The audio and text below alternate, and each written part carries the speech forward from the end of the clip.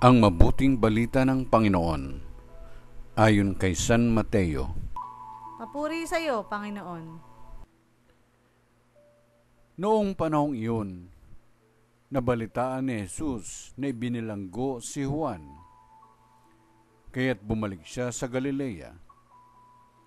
Ngunit hindi na siya sa Nazaret na nirahan, kundi sa Capernaum.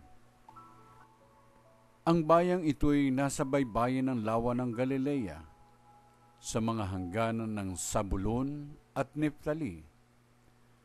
Sa gayoy, natupad ang sinabi ni Propeta Isaias. Ang lupain ng Zabulon at lupain ng Neftali, daanan sa gawing dagat sa ibayo ng Jordan, Galilea, ng mga hintil. Itong bayang nag-apuhap sa gitna ng kadiliman, sa wakas ay nakakita ng maningning niyang ilaw. Liwanag na taglay nito'y siya ngayong tumatanglaw sa lahat ng nalugami sa lilim ng kamatayan. Magmula noon ay nangaral na si Jesus. Ang sabi niya, pagsisihan ninyo't talikdan ang inyong mga kasalanan, sapagkat malapit nang maghari ang Diyos. Nilibot ni Jesus ang buong Galilea.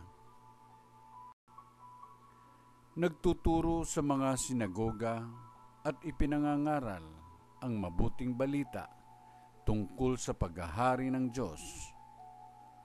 Pinagaling din niya ang mga tao sa kanilang mga sakit at karamdaman. Siya'y nabantog sa buong Syria, kaya't dinadala sa kanya ang lahat ng may sakit at mga pinahihirapan ng iba't ibang karamdaman.